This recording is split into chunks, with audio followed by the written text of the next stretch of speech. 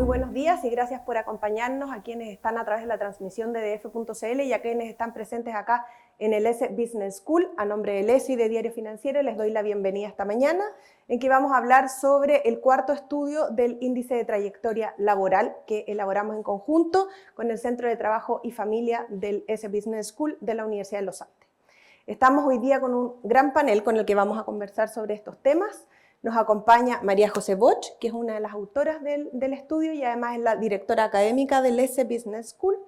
Está también con nosotros Felipe Bunster, que es CEO de la Mutual de Seguridad, y Nicolás Fuensalida, que es cofundador de Políglota. Con ellos vamos a hablar de los aspectos prácticos y de cómo poner en práctica tanto las lecciones que estamos sacando como los desafíos que todavía tenemos pendientes respecto de este estudio.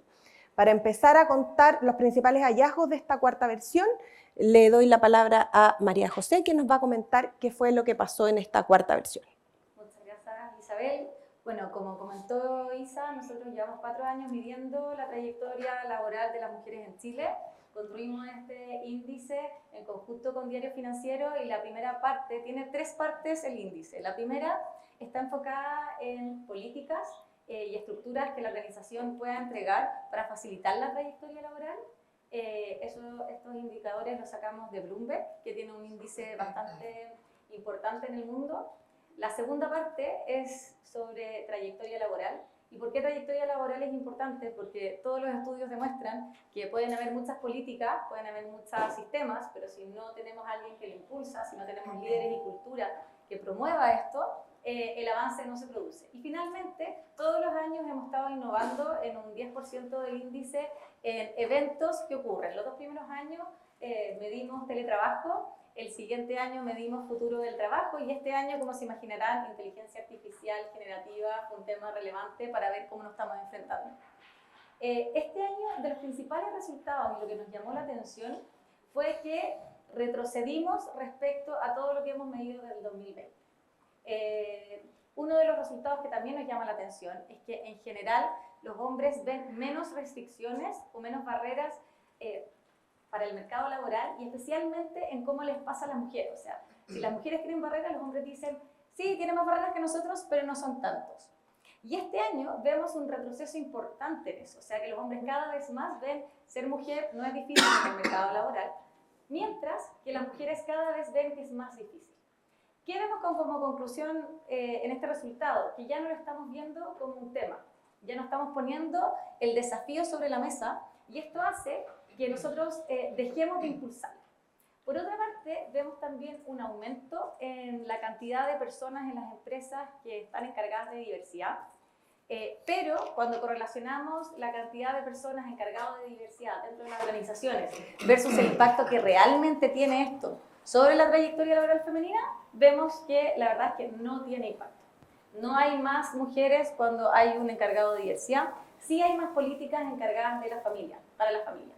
Pero nosotros en el Centro de Trabajo y Familia del ESE llevamos muchos años midiendo esto y sabemos que una de las barreras importantes que tienen las mujeres en su trayectoria laboral es cuando las políticas están dirigidas únicamente a ellas.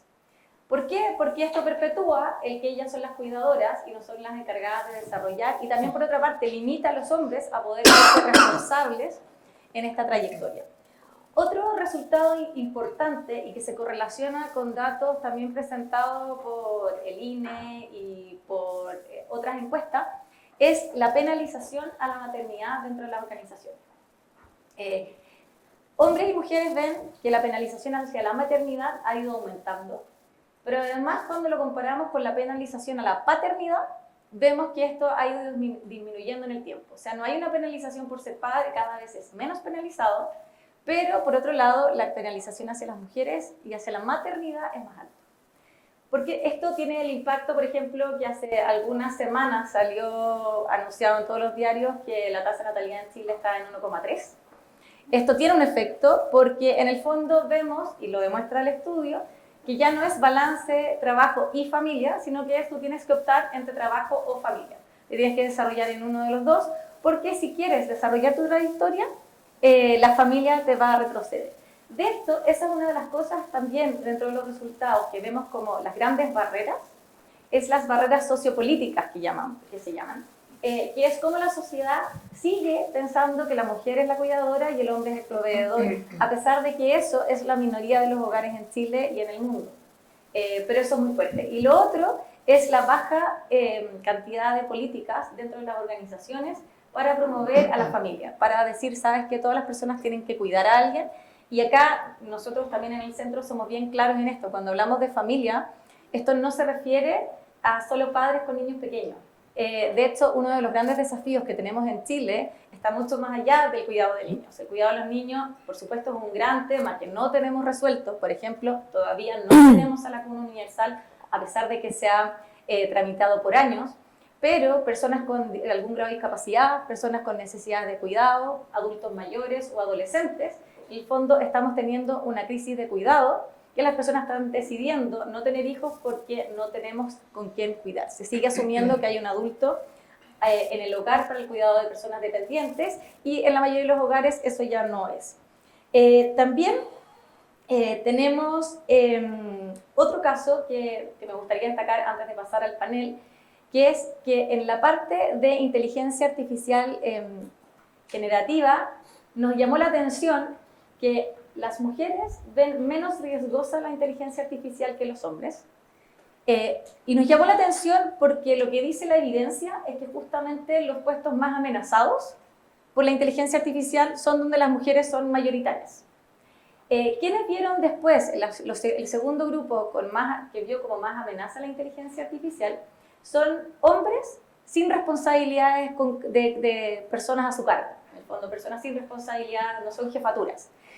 Y por otro lado, vimos que los que son más conscientes de la inteligencia artificial, los que se están capacitando, los que están buscando herramientas, son hombres jefes. Entonces, acá también tenemos un desafío, porque lo queríamos mostrar y evidenciar, que la inteligencia artificial llegó para quedarse, pero la inteligencia artificial sí va a reemplazar trabajos. Y lo que tenemos que hacer es capacitarnos y prepararnos para ese cambio. Es como, yo siempre digo, es como cuando llegó Google, o es competir contra la electricidad, la luz eléctrica, como que ya llegó, ya está, ¿cómo nos hacemos cargo de esto? Pero justamente tenemos que evidenciar que los puestos de trabajo que se ven más amenazados son los de mujeres y tenemos que mostrarles también a ellas que tienen que capacitarse en esto para no quedar rezagadas en un futuro. ¿Por qué lo digo esto? Porque también dentro del estudio nosotros siempre mostramos los datos de participación laboral femenina. Chile en marzo del 2020 fue el primer año en que superó la barrera del 50% de participación laboral femenina. La pandemia nos hizo retroceder más de 10 años y la explicación principal es por los roles de cuidador y proveedor, que en el fondo en la literatura se conoce como trabajador ideal, que es el trabajador que siempre está disponible, que siempre prioriza la organización y que tiene a otra persona que se hace cargo de las labores domésticas y de cuidado, que son distintas. Y en el fondo vemos con necesidad de levantar estos puntos para que las mujeres se preparen, estén listas para capacitarse, tomar nuevos roles. Y este año llegamos a superar el 50% de participación, pero todavía no llegamos a marzo del 2020. Entonces, nosotros hemos promovido la participación de la mujer en el mercado laboral. Esta ha aumentado, bueno, retrocedió con COVID, pero ha vuelto a aumentar, pero por si acaso, no hemos aumentado tanto como el resto de Latinoamérica o los países emergentes. O sea, ni siquiera tenemos que acá compararnos con los países desarrollados, pero tenemos que compararnos con nuestros pares, con países que están en vías de desarrollo, y nuestro avance ha sido muchísimo más lento. Y les tengo que decir que también, nosotros nos gusta compararnos también con la región, con Perú, Bolivia, Argentina, y nosotros somos los de más atrás. Entonces todavía tenemos muchos desafíos, este sigue siendo un tema, y lo peor que podemos hacer es renegar un problema, porque cuando desconozco el problema o no me hago cargo del problema, no es que el problema desaparezca, sino que se hace más grande o explota en otra situación. Eso, Isa, son los principales resultados, pero el resto lo vamos a incorporar a las preguntas del panel. Exacto. Muchas gracias, María José. Yo creo que es un poquito desalentador el panorama en el sentido de que y rescato dos cosas del estudio. Uno, el retroceso, y otro tiene que ver con la diferencia, las brechas entre la percepción que nosotras como mujeres tenemos de las barreras en la trayectoria laboral y la percepción que tienen los hombres sobre nuestras barreras. Porque al final del día, como hay más hombres en el liderazgo, es súper importante que ellos también entiendan cuál es la percepción que nosotros tenemos. Felipe, uno de los temas en los que aborda el estudio es el rol del gestor de diversidad. Si bien dice que no hace mucha diferencia, hay varias empresas que están implementando un gestor de diversidad de género o diversidad en un sentido más amplio. ¿Ustedes lo tienen en la Mutual? ¿Cómo han trabajado este tema? Primero, agradecer la invitación. Creo que es una buena forma de terminar un año especial como ha sido el 2023 y creo que poner el tema para mí es un temazo y creo que tratando de contestar la pregunta, si nosotros tenemos un equipo encargado, un tema que nosotros visualizamos mucho, pero la discusión siempre ha sido ¿para qué lo tienes? Lo tienes para, de una forma, decir que lo tienes empoderado, tomamos la decisión mirando esta información, o de verdad lo tenemos por casi un tema de vanidad o por cumplir de una forma u otra con el estándar que le están pidiendo, llamémoslo, a compañías de cierto tamaño. La verdad que nosotros, creo que como Mutual hemos sido ir avanzando año a año en esto ha resultado fácil, porque hemos sido súper conscientes del gran talento de las miles de mujeres que trabajan en Mutual. En Mutual trabajan más hombres que mujeres. Cuando hemos tenido que, de una forma u otra, promover, nos hemos encontrado con la oportunidad de, llamémoslo, contar con grandes talentos en ese sentido y ha sido muy fácil. Donde yo creo que, y quizás yendo un poco más allá del estudio, se complica un poco, es porque también somos, y en ese sentido creo que hay que ser muy responsables como país, súper conservadores, y cuando las cosas se ponen difíciles, traemos y recurrimos muy fácil a las fórmulas que ya conocemos. ¿Me explico? O sea, pareciera muy cómodo cuando decir, oye, cuando las cosas están bien y estamos en crecimiento, las cosas se dan, sí, creemos mucho en la inclusión, la diversidad, le damos oportunidad a las mujeres. Se reduce el escenario y parece que entramos como una fórmula que es conocida por los últimos 20, 30 años y recurrimos más, como llamémoslo, a la vieja escuela. Y creo que es un tema que tampoco hemos sido ajenos. Creo que avanzamos mucho el 2019 y el 2020 en estos temas. Yo reconozco que también me tocó incorporarme a la Mutual el 2017, 2018, tomando la agencia el 2019, pero partió el COVID, partió el tema del estallido y como que se detuvo un poco esto. Y en ese sentido creo que, porque agradezco la oportunidad de ir a estos temas, porque te hace reflexionar. Nosotros nos mandaron el estudio antes y yo lo empecé a leer y como que me dio un poco de vergüenza muchas cosas que uno dije, no lo hemos visto de esa forma. Y en ese sentido lo que decía la María José, es clave poner estos temas en discusión porque nos damos cuenta que la inercia nos lleva muy rápido a el lugar más común, la zona de confort, y perdemos oportunidades. En ese sentido, tú estás diciendo entonces que el ambiente económico, social, de incertidumbre en que hemos estado en los últimos años, ¿tiene que ver también con los retrocesos? Yo creo que, en mi opinión, sí. La María José tiene el estudio y quizá habría que macharlo con ese sentido, pero creo que puede ser una de las explicaciones también. Somos, llamémoslo, un país que económicamente o financieramente o ejecutivamente se manejan igual. Yo el otro día tenía una conversación cuando hoy día vemos, no sé si me van a retar, pero me da lo mismo yo. Grupo Falabella, Grupo Patio, están buscando su nuevo gerente general. Sí. Yo no sé quién está llevando el proceso. También. Y Cencosud también, pero Cencosud por último lo ha ido bien, no tiene tormenta. Yo no conozco quién lleva el proceso ni qué decidieron. Pero si a cualquiera de los que estamos acá nos ponen y diga, describa el perfil que está buscando Falabella, yo creo que todos en un 90% lo describimos perfecto. Sería muy raro que pusieran, por un ejemplo, por favor, una mujer que estudió párvulo. Porque estamos acostumbrados a los lugares comunes.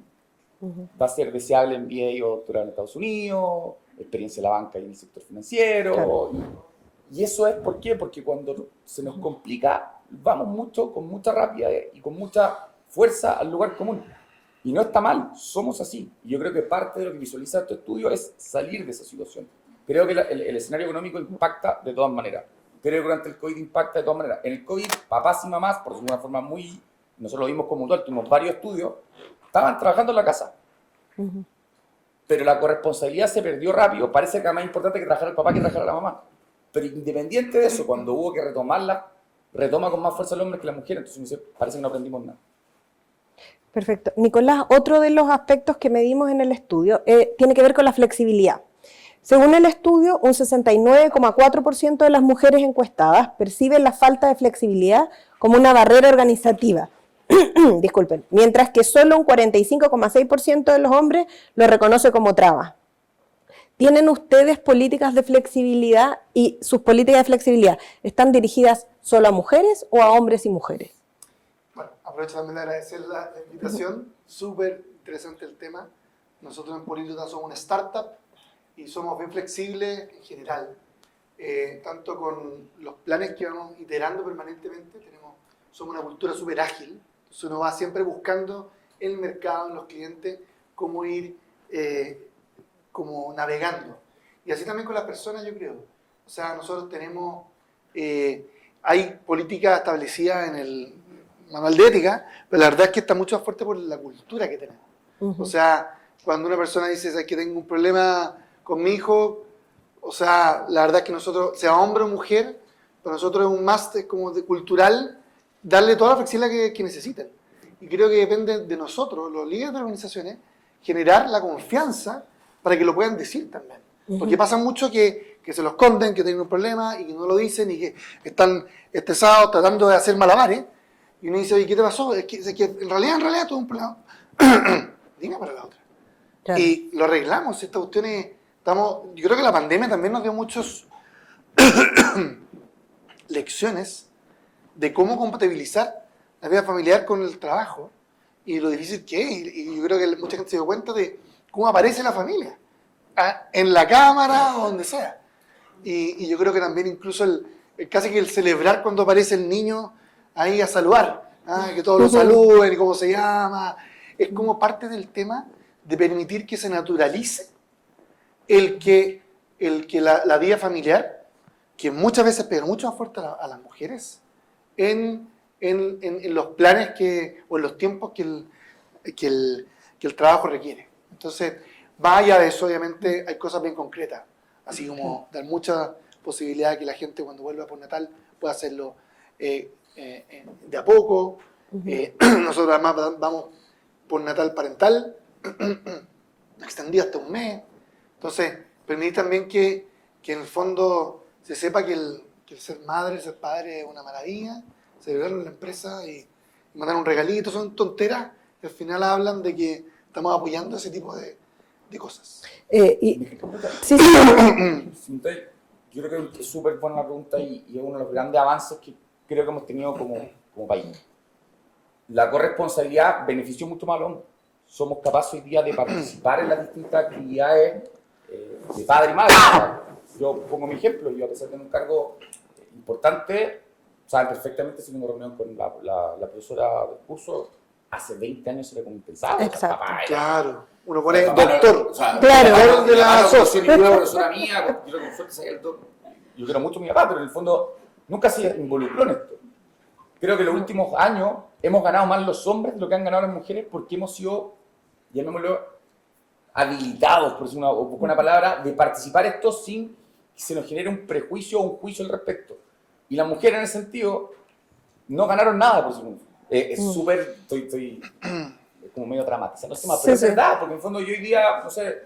Es bien visto que tú lleves a tu hija al doctor. Nadie me va a decir algo. O sea, claro. Papá presente. Me llamó el presidente del mutual y dijo, hoy en la tarde tengo que ir a buscar a mi hijo, así que no la... Obvio, Felipe, ¿no? Entonces imagínate eso hace 10, 15 años, sí. Pero ¿qué se te ocurre? Y si tú le dices como... para que no hagas eso, mamá. Y si tú le dices como mujer, muchas veces nuevamente, de nuevo. No sé si... voy a tratar de quitarle la carga a la mujer pero la mujer en el sentido, cuando hemos avanzado, no avanzó en mayor posibilidad de acceder a distintos cargos, como llamémoslo, discriminado, excluida, pero el hombre sí sigue teniendo las mismas posibilidades, pero más encima ahora se le autoriza socialmente a participar en todo esto. Y creo que eso, de verdad, yo lo agradezco a la mujer, me encanta ser su papá súper presente, y han sido ustedes las que nos han permitido eso. Pero tampoco nosotros hemos sido capaces de igualar la cancha hacia el otro lado. Perfecto. Y yo creo que es súper importante de una forma destacar eso, porque esta llamada corresponsabilidad, yo soy muy amigo de Fernando Arap, el secretario del Trabajo, que hablaba siempre de esto, de la corresponsabilidad, pero como que nos costaba. Yo creo que hoy día, cada día cuesta menos, se vive y uno de una forma, creo, que crece profesionalmente al participar de eso. Así como también crecen las compañías al tener mucho más incorporado diversidad y mujeres es capaz de entender mejor cómo se mueve el mundo. Pero el hecho de que los hombres participen de esto, que antes no participaban, también nos hace crecer como nosotros tenemos que ser humanos como profesionales. Yo creo que también un punto súper importante ahí es la diferencia entre las iniciativas que están tomando las empresas de forma particular y las políticas públicas, tal como mencionaba la Cote, el tema de que no tengamos todavía una ley de esa lacuna universal y que por lo tanto cada empresa, a la medida de su capacidad, esté entregando beneficios a sus trabajadores y sus trabajadoras, porque no existe en el fondo una política pública que vaya al mismo ritmo del desarrollo de la sociedad. Y Cote, quería preguntarte, justamente hemos tocado el tema de la maternidad. ¿Por qué es tan importante o por qué es tan preocupante que la mujer esté postergando la maternidad y la esté reconociendo como una barrera para su carrera laboral? Me encanta, y además después quiero complementar las respuestas porque ha sido súper interesante. Nosotros en el Centro de Trabajo y Familia, que acá estamos las tres, la María Parro y Mayor, la María José Ursúa, que investigamos estos temas y tiene mucha evidencia lo que están diciendo. Primero, ¿por qué es tan complejo para una sociedad postergar la maternidad? Es porque nosotros tenemos algo que se llama índice de dependencia. El índice de dependencia es como las personas que trabajamos, pagamos impuestos y mantenemos a las personas que no pueden participar del mercado laboral. Esto no piensan en pensiones, piensan en todo lo demás. Educación, salud, carretera, cuidado, etc. Cuando nosotros postergamos de forma tan rápida la maternidad como ha sido en Chile, no nos preparamos y no tenemos sistemas. O sea, empieza a cambiar la pirámide poblacional. Si usted... No sé si les entretenga, no, a mí sí me entretiene meterme al INE y jugar con todos los numeritos de ahí. Uno compara la evolución de la pirámide poblacional y ha sido dramática. De hecho, lo que hemos visto y lo que hemos medido es que lo que Europa hizo en 240 años, Chile y Latinoamérica lo está haciendo en menos de 40, en la disminución de tasa de natalidad. O sea, es una caída libre.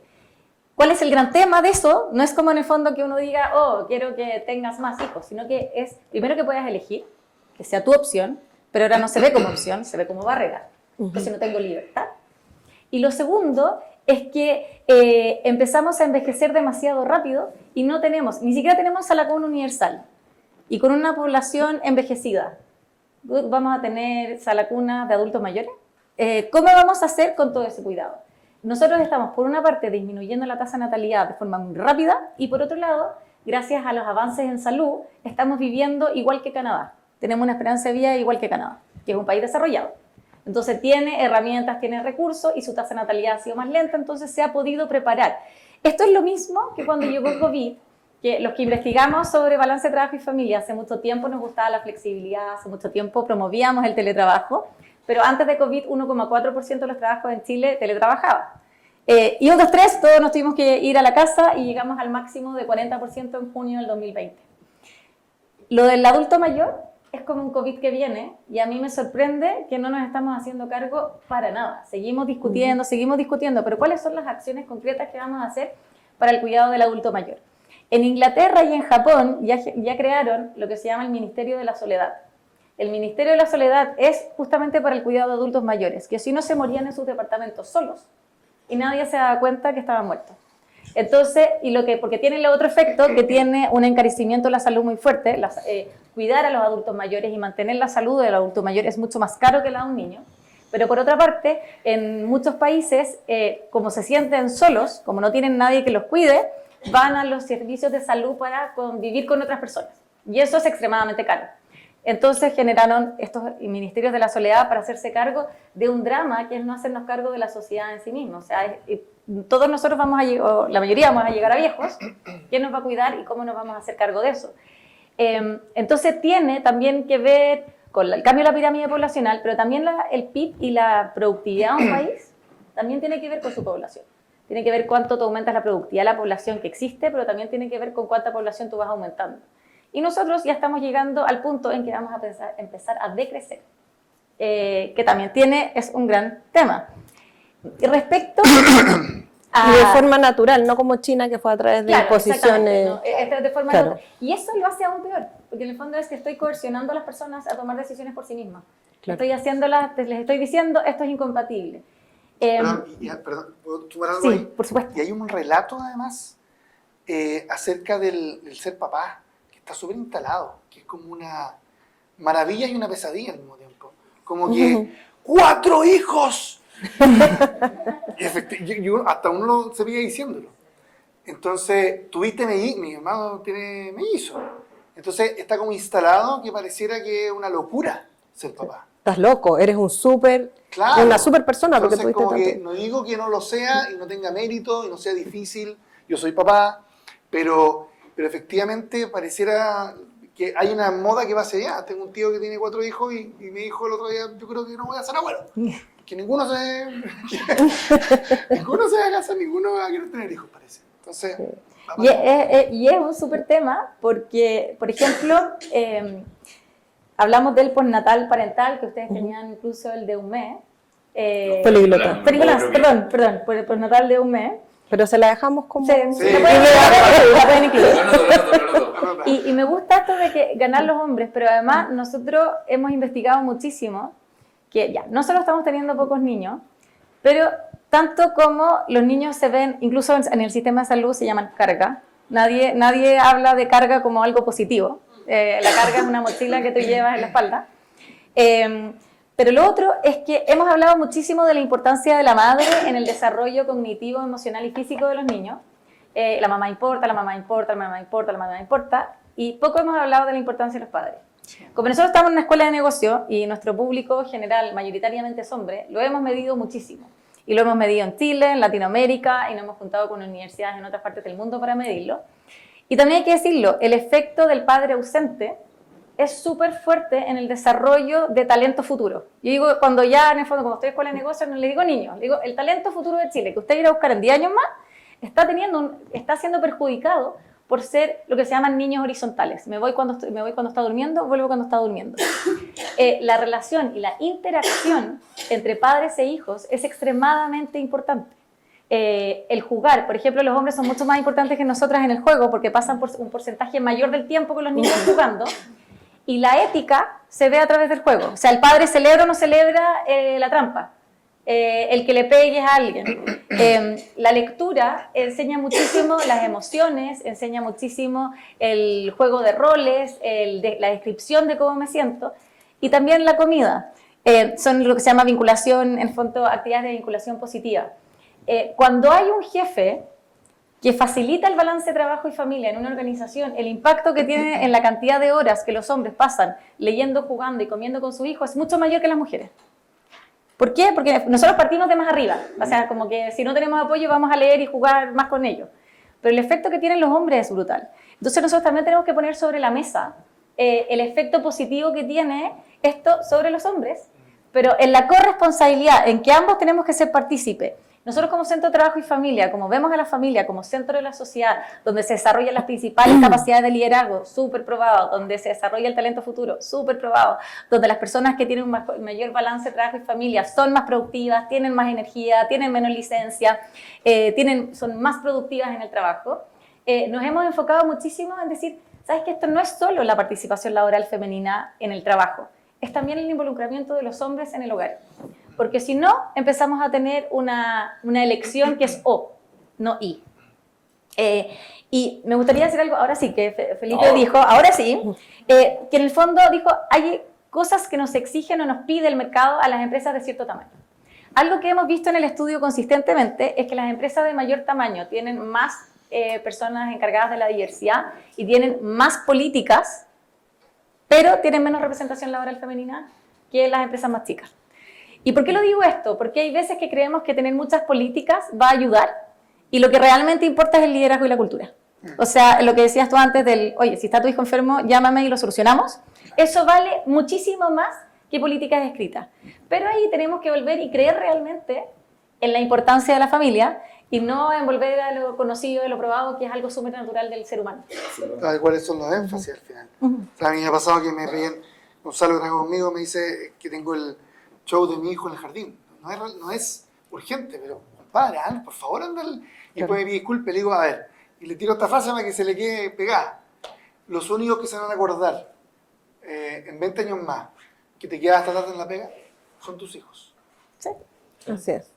El rol del liderazgo, Felipe, me parece súper importante porque la Cote está haciendo un punto que al final todo depende del liderazgo y la cultura. ¿Cómo se trabajan, cómo se fomentan estos liderazgos que tienen conciencia de género y conciencia de diversidad y flexibilidad?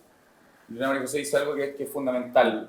Una son recursos, otra cosa, como tú bien decís, son liderazgo y, como digo, mantener el pulso firme cuando el tiempo empeora. de partida todos estos avances no son ajenos a problemas, a discusión interna, a trabas. Para hacer tortilla hay que crear huevos. O sea, y yo siempre, y lo hemos dicho hasta el cansancio, es cuando tú tomas una decisión, no va a ser fácil implementarla. No va a ser simple, va a tener, no sé, voy a contar una situación que nos pasó a nosotros. Nosotros en un minuto mutual tenemos más mujeres que hombres, pero hacemos el doble clic y va disminuyendo la cantidad de mujeres presentes, llamémoslo, en lugares de mayor posición, control, decisión, llamémoslo como... Lo mismo nosotros. Es una pirámide al final. 53% de mujeres y uno dice, oye, fantástico. No, yo lo que quiero es que sea ojalá 53 parejos, si son más mujeres que hombres en el planeta. Pero lo que es más complicado es que te ves envuelto en situaciones que también te das cuenta que termina siendo una carga. Yo voy a dar un ejemplo muy personal. Nosotros tuvimos una situación súper lamentable con una persona que trabajaba con nosotros que era gay, mujer, y estaba recién volviendo su postnatal. Y había que despedirla, y era como, chao todas las políticas. Y o sea, yo me sentí y dije, pero ¿por qué no lo vamos a hacer? Porque la política, si acá el tema es mucho más del lado de lo ético profesional, o sea, por el contrario, si yo voy a empezar a tenerle miedo a la política, no sé si me estoy dando a entender, en el fondo es, por el contrario, o sea, yo por defender la política tengo que tomar esta decisión. Y nos costó mucho, nos costó 1 mes y medio y casi escaló director, una cosa que si hubiera sido una persona normal, o más que normal, común, gracias. Yo hay días que ocupo muy mal los términos. O más que uno, hubiera sido en 1 minuto. Y estuvo 1 año porque era una cantidad de cosas y teníamos escrito y era cómo interpretamos la política. Y al final lo que quiero decir es que las políticas hay que vivirlas. Y las tenéis que vivir día a día, las tenéis que vivir en COVID, las tenéis que vivir encerrado en pandemia, las tenéis que ir con el estallido, las tenéis que ir con cambio constitucional, ponerlas a prueba. Y cuando se mantiene la política y las podéis ajustar, es cuando tienes de una forma u otra esta política incorporada al ADN de la compañía. Lo que hablábamos con Nico antes, en el fondo es súper difícil para nosotros pararnos delante de un público mayoritariamente mujeres porque como que nos miran y dicen, oye, ¿usted tiene la culpa? Y sí, la tenemos. Yo me siento parte del problema. Pero creo que el desafío es mucho más en cómo solucionamos esto. Yo cuando me leía el paper que nos mandaron en los estudios era mirar hacia como que, hoy justo acabamos de hacer, pasamos presupuesto en el interior y quizás no destinamos más a esto, o en las distintas decisiones que estamos dando cuenta. Porque también pasa que cuando nos asustamos, nos apanicamos, que es el momento que estamos viviendo, llegamos a lo común, llegamos a lo normal.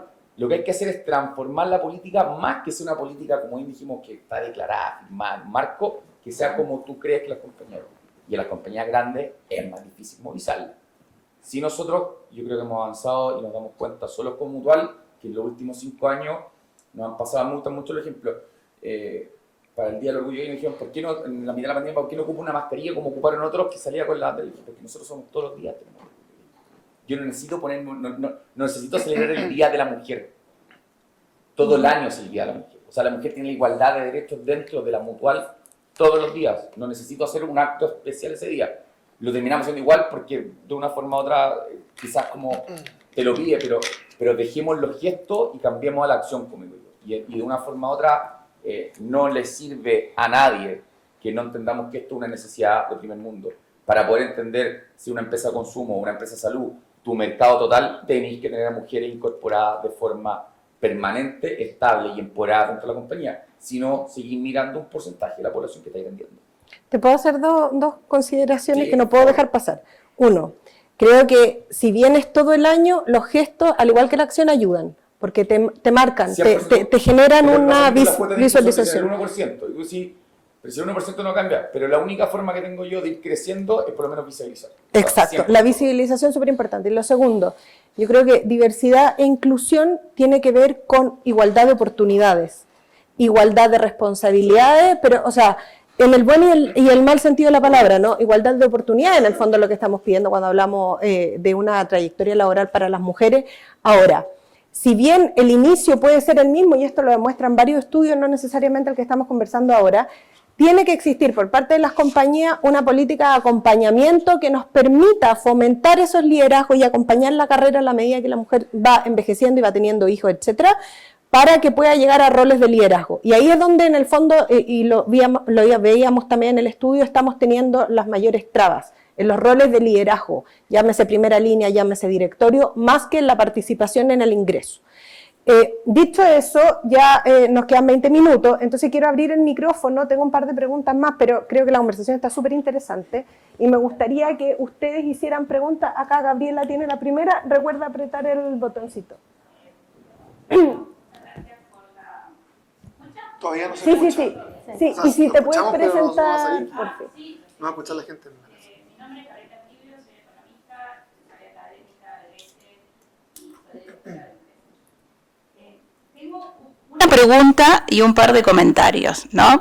La primera, con respecto a lo que decía Felipe, de lo bueno que es para los hombres ir a dejar a los niños al colegio y cómo las maestras, como de alguna forma, o el colegio lo reconoce y lo premia.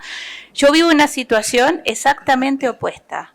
Yo crío sola a mi hija desde que mi hija tiene menos de 1 año y los profesores del colegio me mandan un mensaje por mail o me llaman por teléfono a la 1 de la tarde diciéndome: queremos tener hoy una reunión contigo a las 3:30. Y entonces yo le digo: pero a las 3:30 no puedo. ¿Cómo que no? Y no, tengo reuniones yo ya fijadas para el resto del día. Y me ha pasado que me han preguntado, así, directamente por teléfono, por suerte mi hija no escuchaba la conversación: ¿entonces tu hija no es tu prioridad? Entonces yo, que aparte se me sube como toda la italianada, ¿no? Entonces una vuelta agarré y le dije: oye, ¿tú tienes hijos? Y me dijo: no. Le dije: se nota, le dije, porque yo trabajo todo lo que trabajo, porque la que pone el plato de comida en la mesa soy yo, la que compra la frazada con la que mi hija se tapa soy yo, la que paga el colegio soy yo. Pero ese doble estándar de que la mamá tiene que trabajar como si no tuviera hijos y ser mamá como si no tuviera trabajo, para las mujeres que criamos solas a los hijos es tremendo, tremendo, tremendo, tremendo. Y la segunda es, esa era como la... Perdón. No, si ya no aguantaba más, no aguantó, no podía más. Es que yo soy papá, yo le digo lo mismo, y en el colegio donde a mi niño firma en Cristo, en el católico. Y una vez muy molesto porque me perdí 2 cosas.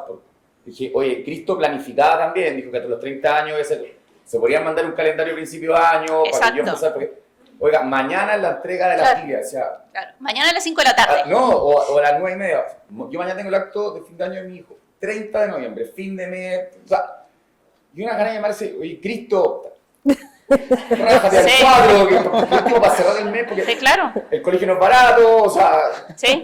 yo creo eso, para defender un poco lo que vamos a decir, No, es más cultural para todos. Sí, sí, es creo que terrible. el colegio en el sentido de una deuda pendiente de Es terrible. entender como contraparte a todos. No Sí. solamente a la mamá. Yo dije, yo soy importante, no solamente ya los niños del colegio, es entender cuáles son los problemas que tienen los niños, Claro. qué asignaturas les complica más, cuáles son sus amigos, si sufren bullying, si no sufren bullying. O sea, creo que limitarse, y es un tema, por eso salté también un poco a llevar.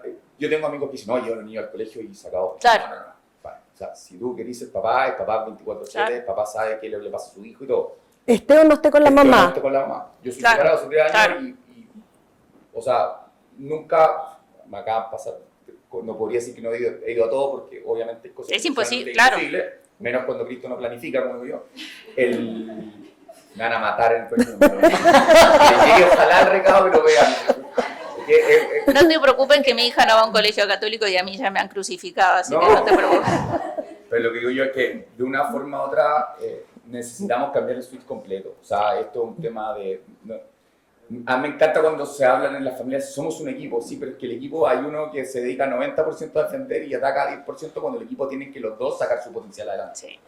Porque acá también uno tiene que ser feliz dentro del equipo. Y lo que decía también la Cote, los niños son importantes para la sociedad y por lo tanto nosotros como sociedad deberíamos cuidarlo, tal como los adultos mayores, como sociedad deberíamos hacernos cargo, y la sociedad tiene varios actores, que son los papás, que son los profesores, el colegio, nosotros, las autoridades, las políticas públicas, etc.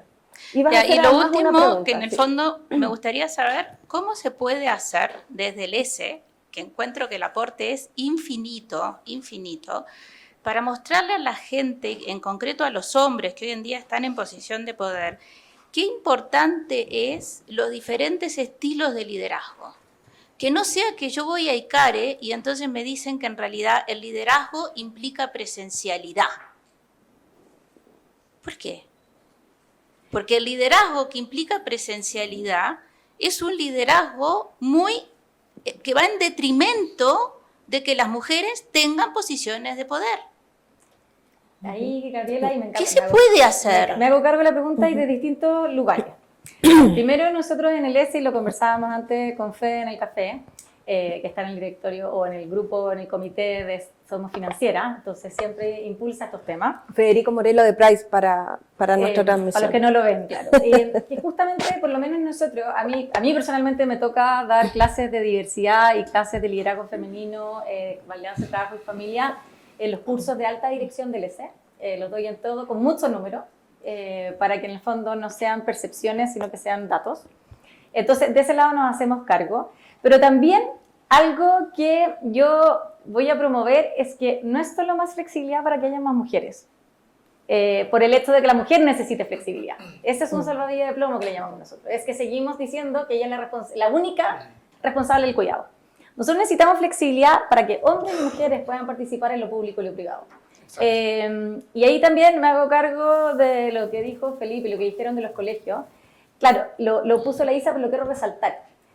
Tener una sociedad con conciliación, con corresponsabilidad, que se llama. Necesitamos familia, Estado, empresas y la persona, en el fondo. Necesitamos a todos que funcionen. No podemos seguir funcionando, por ejemplo, estamos a final de año, los niños van a salir del colegio y tenemos unas vacaciones de verano eternas que no hablan, no conversan absolutamente nada con el mercado laboral. Y digo, ya, es que no puede ser solo el colegio que dure 3 semanas como el mercado laboral, puede ser que, por ejemplo, los colegios se ocupen en el verano como taller de verano. De hecho, hay políticas públicas que se han promovido eso, o la política de 4 a 7, que era ocupar las instalaciones de colegios de 4 a 7 para que conversen más con el mercado laboral. Acá hay siempre un tira y afloja, porque no puede ser solo uno que se da, sino que necesitamos, a ver, si somos hombres y mujeres que participamos en lo público y lo privado, si la familia es importante porque es el primer lugar del habitar humano, es donde desarrollamos nuestras competencias, es donde aprendemos más que en ninguna otra escuela, nos importa como sociedad para ser sostenible. O sea, yo creo que fallaríamos mucho como país si después a los adultos mayores, en el fondo, se nos empiezan a olvidar que existen. También es talento que se llama talento blanco, que es muy útil, que la cabeza está muy buena todavía para trabajar y para aportar. ¿Cómo nos hacemos cargo? En el fondo del tema del cuidado con el mercado laboral. Y eso lo tenemos que abarcar desde todos los puntos de vista. Siendo consciente de que la mujer no puede trabajar como si no tuviera hijos y criar como si no trabajara, pero también darle mucho espacio a los hombres, que es un lugar extremadamente importante para el desarrollo del talento futuro. Ellos también aportan o sea, cuando el hombre se involucra en la crianza, hay menor obesidad, hay mejor manejo emocional y hay mejor manejo, así, desarrollo cognitivo. Y eso está probado. Entonces, nosotros siempre acá tratamos de abarcarlo desde el punto de vista de que todos somos importantes y todos tenemos que aportar. Y para eso necesitamos políticas de flexibilidad para hombres y mujeres, necesitamos flexibilidad para hombres y mujeres, para que hayan mejores liderazgos inclusivos, participativos y que reconozcan las bases de la sociedad. Que necesitamos querernos. De hecho, solo una sola cosa. No, si quiero una pregunta para ti. De hecho, está probado también que los adultos, una persona con una enfermedad terminal o una enfermedad crítica necesita menos remedios y la persona que está crítica se mejora más rápido cuando se siente querido por su familia, cuando se siente apoyado, cuando se siente en una red. También ya hay evidencia. Entonces, como la familia hace que el mundo sea más barato, entonces nos conviene. Dejemos espacio para otra pregunta. Sí, uy, hay un montón, pero dale. Sí, ¿puedo ser súper corto? Sí. 2 segundos. Sí. Que en el fondo, la opinión de ustedes, de nosotros, también hay que cuidar cuando las empresas tienen estas políticas, porque yo creo que puede haber un poco de abuso o puede haber malas prácticas que terminan dañando el intento de avanzar en esto, ¿no? Totalmente. Ahí sí, en el fondo, en general, por lo menos a mí me pasa que me gusta más la data que la guata. Yo siempre me gusta mucho. Vamos, todavía la línea, yo no sabía que se podía jugar en línea, así que vamos a llegar a jugar. ¿Qué es lo que sucede? Es en el fondo ese abuso es súper pequeño. Sí, pero genera un daño... Pero generalizamos, como todas, o sea, una mujer, 2 mujeres alargaron la licencia Hombres parental y todas las mujeres alargan la... Tenemos una radio acá que sí, la podemos apagar. ¿Tenemos algún bombero por acá? No, son el equipo que está preocupado de que todo funcione. Es un tema que está generando... ¿Qué es lo que sucede en el fondo? No es mío, Necesitamos ser realistas cuando damos los datos. Porque en el fondo no es todas las mujeres, no son todos los hombres, acotar al punto que es anécdota y no normalizar, matemáticamente hablando, un número extremadamente pequeño, porque eso es prejuicio. Y por eso te decía yo que, ¿por qué digo cuidar? Porque por un lado, no tener malas prácticas, quienes tienen derecho, viven estas políticas, y por otro lado, quienes estamos en poderes de toma de decisiones, es que no te puedo creer que me pasó esto, y es como, echamos por tierra todo. Y Claro. Es un caso puntual, no... Digo, de un punto no puedes hacer una línea, necesitas al menos 2. Sí. No sé si me sí, se escucha. Sí, perfecto. Hola, mi nombre es María José Gamboa. No estoy trabajando ahora actualmente, precisamente por ciertas políticas de mi ex empresa que eran poco... no era compatible trabajar y ser mamá como me gusta ser mamá a mí. Mi pregunta es para María José, porque me quedo dando vuelta esto de que el futuro talento se ve muy afectado positivamente si está el papá presente, y me vino a la mente esto de las elecciones presidenciales, cuando están los candidatos presidenciales prometiendo muchas cosas, lo hacen pensando en el presente, no en el futuro. Y pensando también y haciendo como el paralelo con las empresas muchas veces ven solamente la parte inmediata y no ven el futuro, no van a ver este futuro talento como resultado de sus temas financieros, digamos. ¿Cómo se soluciona ese paradigma? Ese paradigma yo creo que se soluciona, bueno, uno de los roles del Centro de Trabajo y Familia justamente es visibilizar estos números, es visibilizar que la productividad mejora cuando nos preocupamos de estos temas, cuando la energía del trabajador mejora cuando nos hacemos cargo de estos temas. De hecho, lo hemos medido, como se llama, desde todos los ángulos posibles y seguimos, y por lo menos yo siempre le digo a mi equipo, tenemos trabajo hasta que jubilemos, porque esto es un gran tema. Yo diría que el hecho del corto y largo plazo tiene el doble filo de que nos cuesta mirar el largo plazo porque la forma en que trabajamos está muy concentrada, tiene mucho indicador de corto plazo. De hecho, eso también atenta contra la familia, porque la familia no tiene indicadores. Tú no tienes un KPI de cuántas noches almorzaste con tus hijos, o cuántas vacaciones, o hasta qué hora te quedaste. Y eso tiene una tensión, y de hecho se estudia muchísimo que la naturaleza del trabajo y la familia compiten porque no tenemos indicadores en uno y en el otro es súper concreto. O sea, tú tienes una hora de llegada, tienes una hora de salida, tienes un cierto presupuesto, tienes un fin de mes que cumplir, y en cambio la familia no, y se puede estirar el chicle. Y pasa lo mismo en el corto y largo plazo. Por eso nosotros queremos entregar mucha evidencia de lo importante que es hacernos cargo de esto, para que se pueda meter también en el corto. Decir, ¿sabes qué? Mira, estas son las competencias de liderazgo que más facilitan el balance de trabajo y familia. Estas son las actividades que para las jefaturas de tu empresa son más útiles para aumentar su energía de trabajo y que puedan pasar mejor tiempo. Esta es la forma de organizar el tiempo. Estas son, por ejemplo, el hecho de que un gerente general diga, voy a ir a la actividad de mi hijo, tiene un efecto en la cultura brutal. Porque en el fondo es lo que se llama modelo a seguir, que te dice, si tú te comportas de esta manera, te va a ir bien en esta organización. Es para súper resumirlo. Pero muchos gerentes dicen, no, la flexibilidad es fantástica, pero para otros, no para mí. Yo soy el primero que quería volver en COVID. Era como, por favor, déjeme salir de la casa y déjeme ir a la oficina porque acá me puedo concentrar. Entonces, son prácticas, pero la idea de nosotros, por lo menos como centro, es mostrar que se puede hacer, mostrar buenos ejemplos de empresas que existen, y también, en el fondo, mostrar toda la evidencia que hemos ido acumulando a través del tiempo y que seguimos trabajando para darles luces, porque en el fondo hay muchas empresas que llegan acá y nos dicen no sé cómo partir, y nosotros los ayudamos a partir. Acá también había una pregunta, quiero que pregunte un hombre. Sí, hola. Soy León Guzmán y trabajo en el mundo de la neurociencia aplicada a los negocios, y soy del Consejo Asesor de RedMat también. Entonces nos toca mirar bastante estos temas. Y me quedé pensando en esta frase que tú acabas de decir, prefiero la data y no la guata. Y la verdad es que es curioso porque mirado desde esta perspectiva, voy a girar un poco, quizás es la guata el gran apalancador de varios de los cambios que los grandes números no nos dejan mirar. Si pensamos cómo funciona el cerebro humano, tenemos la gran noticia de la neuroplasticidad, es decir, tenemos la capacidad, aunque hayamos tenido padres que nos conocieron horizontal en la mañana y en la noche, o nos hayan traumado mucho, o no los hayamos tenido, o hayamos tenido, como es mi caso, yo soy padre, soy viudo, entonces me tocó criar 3 niños. Cualquiera haya sido nuestro modelo familiar y lo que haya dejado, el cerebro tiene la capacidad de regenerarse y de armar. Entonces es una muy buena noticia. Y una parte importante desde dónde lo hace. Y me voy al mundo del liderazgo, en el cual me toca trabajar, los equipos de primera línea o en los directorios, es a través del mundo relacional. Y el mundo relacional está en la guata y no en la data. Son las neuronas espejo que están en nuestro intestino, los que están mirando. Y eso me lleva a tratar de complementar esta mirada del cambio solo sobre las condiciones de borde. Y las condiciones de borde económicas, o las condiciones de borde normativas o éticas, que por cierto son relevantes.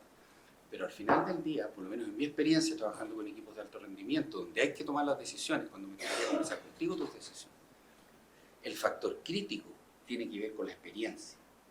Tiene que ver con qué experiencia han colocado hombres y mujeres en el minuto en que tienen que tomar decisiones en esos casos. Y eso tiene que ver con cómo manejamos las emociones, tiene que ver con los sesgos. El cerebro genera un impulso, tenemos que colocar más mujeres. Y lo primero que va a hacer es ir al hipocampo a buscar memoria. ¿Qué memoria me ratifica que esto funciona o no funciona? Entonces, si nosotros no le metemos ahorro a la memoria y empezamos a tener mejores memorias de mujeres en el trabajo en primera línea o en liderazgo, pongamos las políticas que pongamos, empujemos lo que empujemos, al minuto de tomar la decisión, cuando se aprieta la cosa, la memoria va a ir a decir, no, vuelva a lo que conoce. Y el tercer paso, y con esto termino, es cómo eso pasa al cuerpo. Porque al final la experiencia no es una experiencia solo cabeza, es una experiencia de cuerpo. Cuando yo estoy sentado en un directorio o en un equipo, yo pongo directrices, pero al final del día yo siento si eso que estoy tomando es correcto o no, si me está llevando a un refuerzo o me está llevando a una amenaza. Y eso es un mecanismo más complejo. Simplemente quiero colocar el tema de que la modificación nos requiere estas condiciones de borde, pero requiere algo mucho más experiencial, porque si no nos vamos a topar con hombres y mujeres detestables o amables, independiente de su género. O sea, Súper, y colectivo, por eso hablaba de la cultura que está creando la empresa. Yo creo que es súper interesante en el sentido de por qué también es importante la data, porque de repente nuestro último recuerdo era lo primero que recurrimos. No sé si me explico. O sea, cuando tú hablamos de, no porque tuviste una mala experiencia con tu política, la política hay que agarrarla, romperla y botarla. Un punto no es una línea y todas esas frases que hemos ocupado durante el día. Y otra cosa muy personal, mi ídola es mi mamá. Mi mamá nos crió a nosotros, somos 4 hombres, esa con la que está trabajando, no terminó la universidad, lleva un cargo de primera línea de una empresa que está lista en la bolsa, va a oír esto, o sea, me va a querer matar porque le cargan. Y me generó muchos problemas que yo he aprendido a tratarlo con psicólogos, por ejemplo, en matrimonio, porque yo tenía mi super mamá, y que era súper activa, que trabajaba, que nunca dejó, no tengo ningún recuerdo que haya dejado en una reunión. Entonces, mi pobre señora competía con este, llamémoslo, super ente. Entonces, me ha sido más fácil recurrir o a tener dentro de mi equipo mujeres. Pero también ha sido, de alguna forma u otra, también muy perjudicial por otro. Por eso yo también creo que la data te nivela la guata. No sé si me explico. O sea, avanzamos, sí. ¿Cuál es lo dramático hoy día? Que desde el 2020 a la fecha no avanzamos más. Retrocedimos. Veníamos bien. ¿Y por qué es importante ese estudio que te muestre esa data? Es que de una forma u otra tenemos que retomar la senda del crecimiento. Y si no tuviéramos la data del estudio, no lo visualizamos. Yo estoy de acuerdo contigo, o sea, en el fondo cuando las papas queman, como digo yo, o sea, uno recurre mucho más a las habilidades blandas, a las sensaciones, a la experiencia, y yo siempre he dicho, ahí quedan los títulos todos por el lado. O sea, da lo mismo dónde estudió cada uno, da lo mismo dónde viene, da lo mismo si es hombre o mujeres. Cuando como se oscurece las habitaciones, aparecen las luces y es experiencia, sentido común, y yo, es algo que me encanta a mí porque todo el tema de inteligencia artificial, soy abogado de formaciones, tú ponís a dos ChatGPT, redacta un contrato y no se me de acuerdo nunca, lo van a hacer maravilloso, pero nunca van a poder firmar un contrato porque cada uno va a defender su lado. La habilidad blanda es lo que van a salir de esto, pero en esta pasada de la habilidad blanda, vuelvo al punto, de lo importante que tienen mujeres es porque te dan una mirada distinta. No, entender el que pensamos distinto es tener una visión mucho más complementaria. Tenemos, disculpa, tenemos espacio para una pregunta más. Así, sí, dale. No sé si no tienes micrófono. Ah, No tenía miedo. no tenía micrófono. Hay que prenderlo. Hay que venderlo ahí. Ahí, eso, gracias. Cosas que pasan en vivo. Hola, mi nombre es Pilar Quintas. Dos preguntas muy breves. La primera, tú mencionaste que Chile estaba muy atrasado. ¿Quién? Yo. La María José. Que Chile estaba más atrasado que el resto de la región en relación a la incorporación femenina. ¿Eso se ve más, por qué razón? ¿Porque tenemos más compañías más grandes en Chile o más pequeñas? ¿Hay algún factor que pueda incidir en eso? Porque llama la atención. Que culturalmente, siendo que nosotros nos creíamos más cercanos a Estados Unidos que los vecinos, por decirlo de alguna forma.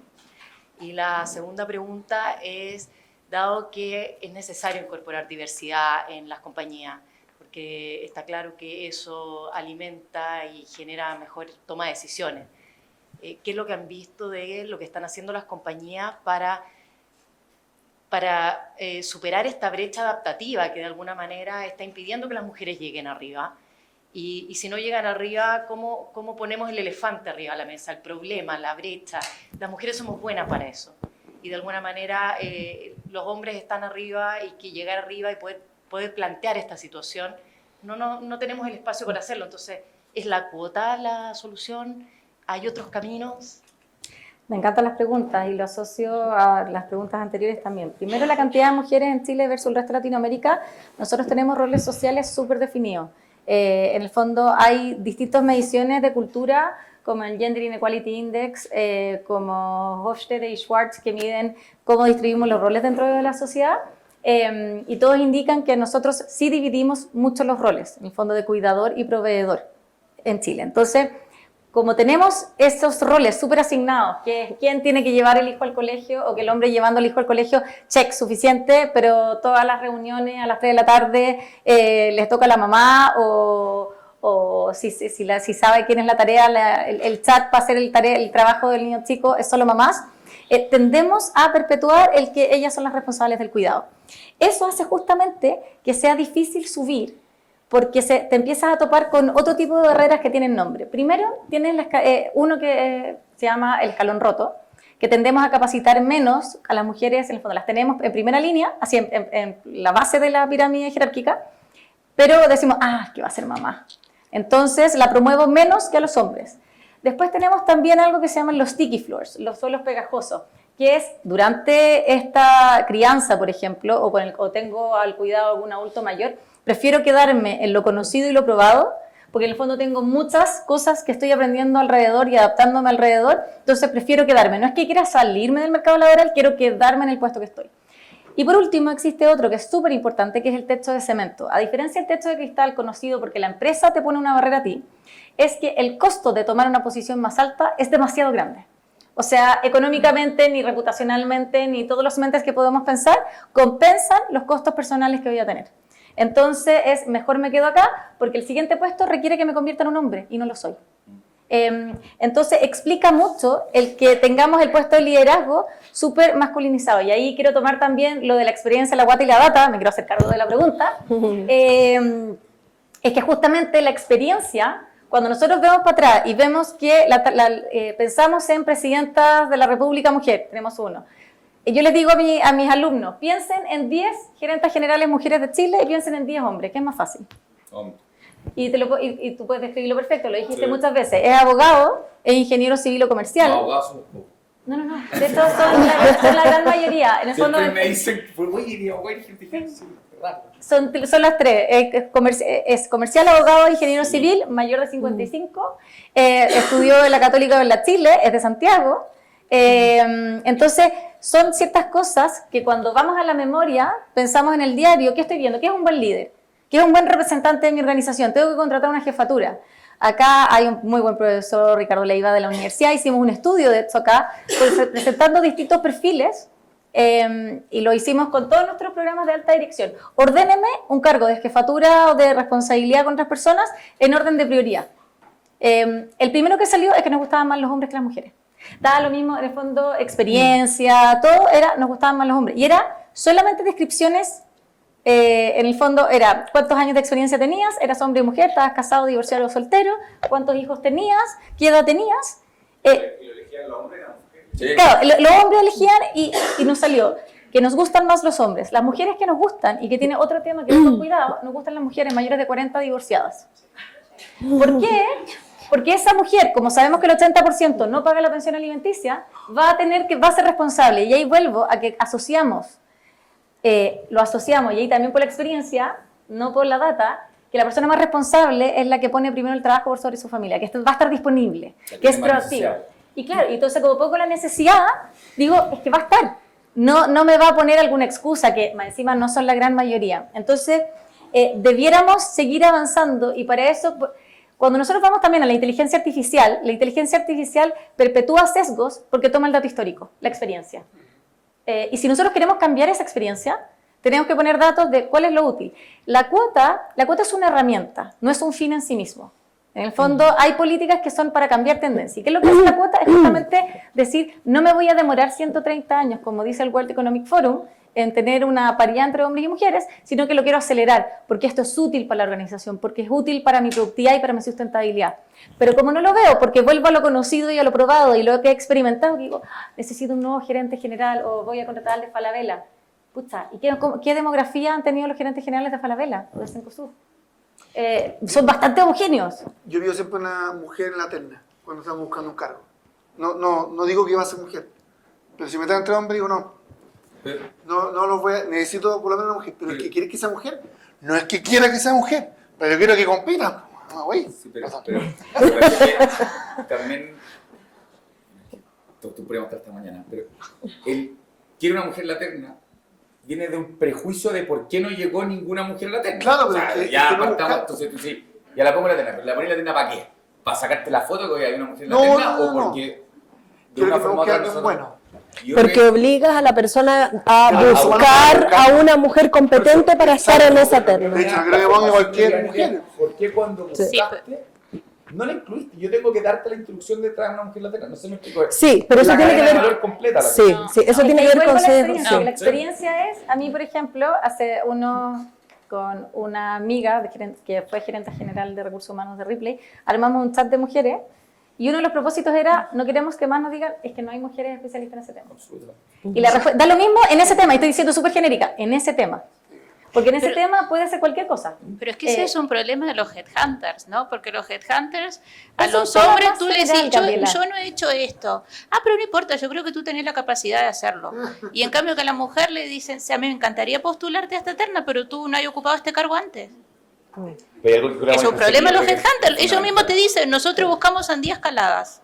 Entonces es imposible. Yo creo que algo que dijo la María José que es fundamental, que también creo que las propias mujeres como que se hacen zancadillas entre ellas. O sea, yo tengo equipos que cuando tienen una gerenta o se nombra una gerenta nueva, como que oye, que es súper complicado trabajar con ellos. Los hombres no hacen eso, o sea, como que... Ahí tengo que dar la data. Eso. Por eso, de hecho, nosotros lo hemos medido eso. Nosotros desde el 2000, porque me lo dicen siempre, no, las mujeres son súper crueles con ellas. Digo, ¿cuál es o más injusta o difíciles de trabajar? Digo, ¿cuántas veces, de esto se llaman, eso los micromachismos, que es quitarle piso al liderazgo a la mujer? Que es como, oye, no, es mala líder. Porque en el fondo eso es, si es complicada, es mala líder. Y nosotros lo hemos medido con el Centro de Trabajo y Familia en toda Latinoamérica, en España, en Portugal, y en todas las mujeres evaluadas por hombres y mujeres salen mejor evaluadas que sus pares líderes hombres. Es como las mujeres que manejan mal, que tú sabes que la estadística de las mujeres chocan menos. Sí. En mutual, las mujeres se accidentan menos que los hombres. Pero las mujeres que manejan mal. Exacto. Son esos prejuicios. Lo único que digo yo es que las propias mujeres repiten el concepto de que no, tienen problemas de liderazgo. ¿Pero de dónde sacaste ese concepto? O sea, y yo lo veo en mi equipo, me dije, ¿pero qué? O sea, ¿quién te dijo eso?